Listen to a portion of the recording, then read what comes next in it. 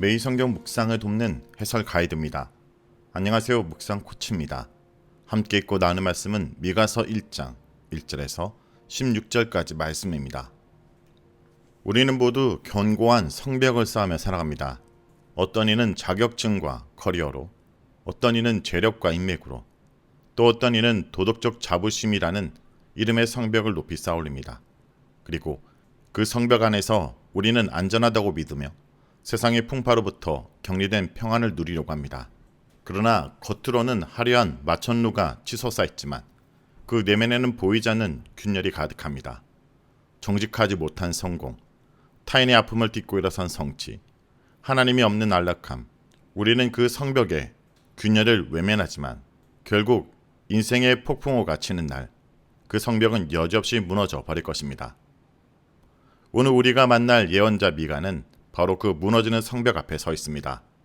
화려한 예루살렘과 사마리아가 그들의 죄악으로 인해 먼지처럼 사라질 것이라는 천천벽력 같은 선포를 하고 있습니다. 그러나 이 심판의 메시지는 파괴가 목적이 아닙니다. 그것은 가장 본질적인 것을 회복시키려는 하나님의 아픈 사랑의 외침입니다. 1절에서 7절은 임박한 심판의 경고, 이스라엘을 심판하실 하나님에 대해서 말합니다. 미가 시대는 이사야 시대와 거의 일치합니다. 다만 이사의 경우 남왕국인 유다와 예루살렘에 관하여 본 것이었다면 미가는 남북 이스라엘을 모두 포함하여 사마리아와 예루살렘에 관하여 본 것을 소개합니다. 미가가 사역한 주전 8세기에는 남북왕국이 꽤나 번성했던 시대였습니다. 그들의 번성은 당연히 왕국의 수도였던 사마리아와 예루살렘의 번성에 반영했을 것입니다. 그러나 미가를 통해 선포된 하나님의 말씀은 사마리아와 예루살렘이야말로 당대 백성들의 허물과 우상 숭배의 상징이었습니다. 그래서 하나님의 보시는 것과 사람이 보는 것은 이토록 다릅니다. 사람은 경제적, 정치적 번성을 자랑하지만 하나님 보시기에 그 모든 번성은 패망과 심판의 상징입니다. 당시 사회가 이렇게 번성하였던지라 미가를 통해 선포되는 심판의 말씀은 참으로 이해하기 어렵고 받아들이기 어려웠을 것입니다. 하나님의 사람으로 살아가며 사역한다는 것은 세태를 따르고 세상 사람들이 듣고 싶어하는 것을 전하는 것이 아니라 하나님께서 보여준 것을 전하는 것입니다. 그리고 이렇게 본 것은 어떤 추상적이고 환상적인 영역에 머물러 있는 것이 아니라 사마리아와 예루살렘, 즉 함께 살아가는 그 시대의 사람들과 세상에 가는 것입니다. 믿음으로 드리는 기도 가운데 목격하게 되는 것은 어떤 황당한 영역의 일, 천국과 지옥을 오가는 일이 아닙니다. 우리가 사는 세상, 우리가 숨쉬고 하루하루 삶을 이어가는 세상, 바로 그 세상에 대한 것이 하나님께서 미가에게 보여주신 것입니다. 하나님께서 이 땅 모든 백성들을 불러 모으시며 친히 그들의 죄에 대해서 고발하십니다. 그리고 이러한 고발은 바로 성전에서 이루어집니다. 그들은 성전이 안전한 터라고 여겼고 성전에 숨고 피하면 무사할 줄 알았지만 도리어 하나님께서는 성전에서 그들의 죄를 고발하시고 증언하십니다. 삶이 수반되지 않은 채 의지하는 성전은 결코 안전한 장소가 아닙니다. 그저 우상 숭배의 장소일 뿐입니다. 백성들의 죄를 고발하시는 하나님께서 친히 임하셔서 그 죄에 대해서 심판하십니다. 3절과 4절은 죄를 간과하지 않으시는 하나님을 증거합니다. 자신들의 힘과 세력을 믿고 별일 없을 것이라고 여기는 이들이 있지만 하나님께서 임하셔서 땅의 높은 곳을 밟으실 것입니다. 사마리아는 그들의 번성을 자랑했지만 하나님께서는 사마리아를 들의 무더기같이 허물어 버리시며 그들이 의지하던 우상들을 부숴버리십니다. 음행의 값 혹은 기생의 값은 이스라엘이 행하는 우상 숭배를 비유합니다. 하나님께서는 하나님 아닌 다른 것에 마음을 빼앗긴 그들을 결국 그렇게 내내 다른 것들에 기웃거리다가 그 힘을 다 소모하며 망하게 하실 것입니다. 우상은 그런 것입니다. 온통 힘만 쓰게 하고 마음을 빼앗겼을 뿐 실제로 아무런 도움도 이익도 되지 않는 것뿐입니다. 8절에서 16절은 멸망으로 부르래가 유다와 예루살렘까지 미치게 될 재앙으로 인한 슬픔에 대해서 말합니다. 북왕국 사마리아에 임할 하나님의 심판은 단지 북왕국만의 일이 아닙니다. 동일한 죄가 반복되는 한 유다라고 해서 예루살렘이라고 해서 하나도 다를 바가 없습니다. 유다는 다윗의 자손이기에 특별하다고 생각할지 모르나 하나님의 증언과 공의로우신 심판 앞에 이스라엘과 동일하게 서게 될 것입니다. 언제나 우리는 예배나 신앙 고백과 관련하여 우리에게 별일이 없을 것이라고 생각하며 안일하기 쉽습니다. 그러나 막상 하나님의 심판이 우리에게 밀어 닥칠 때야 하나님과 너무 멀게 살아온 삶을 발견하게 됩니다. 심판은 유다까지, 예루살렘까지 미치게 될 것입니다.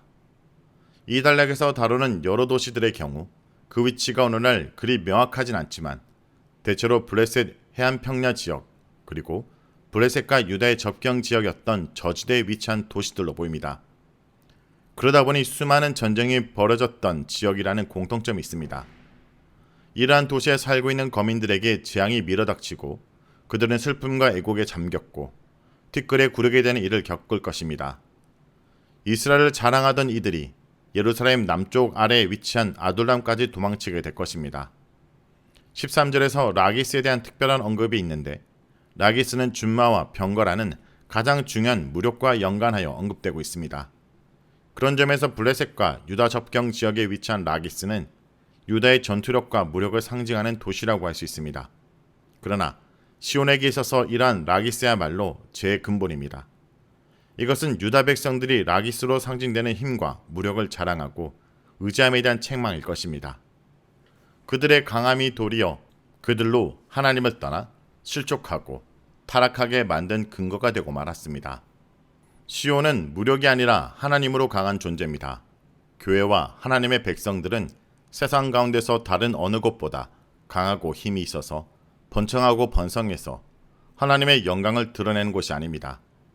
교회의 강함은 우리가 가진 재력과 힘, 수의 강함이 있는 것이 아니라 우리가 의지하고 신뢰하는 하나님의 강하심에 있기 때문입니다. 교회의 번창이야말로 타락의 원인이 될 수 있습니다.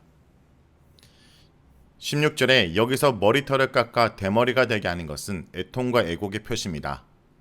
이스라엘이 스스로 머리를 깎아 애통을 표하게 되는 것은 그들의 끌려갈 자녀들 때문입니다. 그들에게 밀어닥칠 재앙은 그들에 대해서 끝나는 것이 아니라 그들의 자녀들이 머나먼 땅에 포로로 사로잡히기까지 임할 것입니다. 자신들의 힘을 자랑하고 자신들이 차지하여 얻은 땅을 의지하였으며 자신들이 지닌 병거와 준마, 혁혁한 사람들을 자랑하였으나 그들을 기다리고 있는 것은 애통입니다. 그리고 그들이 그렇게도 기이 여기던 자녀들은 포로로 끌려가게 될 것입니다. 하나님의 백성에게 이러한 일이 일어날 것이라고는 누구도 예측할 수 없었습니다.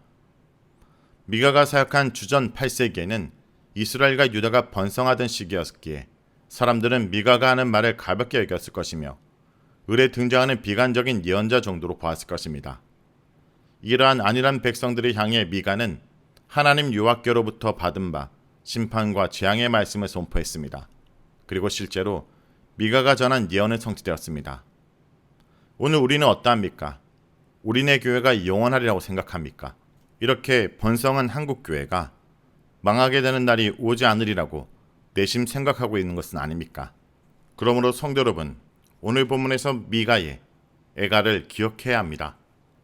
미가는 유다의 성읍 하나하나의 이름을 부르며 그들이 겪을 고통을 노래합니다. 이는 단순한 문학적 기교가 아니라 한 영혼도 포기하고 싶지 않은 하나님의 눈물이 미가의 목소리를 통해 흘러나오는 것입니다. 오늘 이 시대의 위에 우는 자가 되길 원합니다. 세상의 심판을 구경하는 관객이 아니라 그 아픔을 짊어지고 기도하는 미가가 되어야 합니다. 무너진 성벽 위에서 우리가 붙들어야 될 것은 화려한 금장식이 아니라 하나님의 긍휼입니다.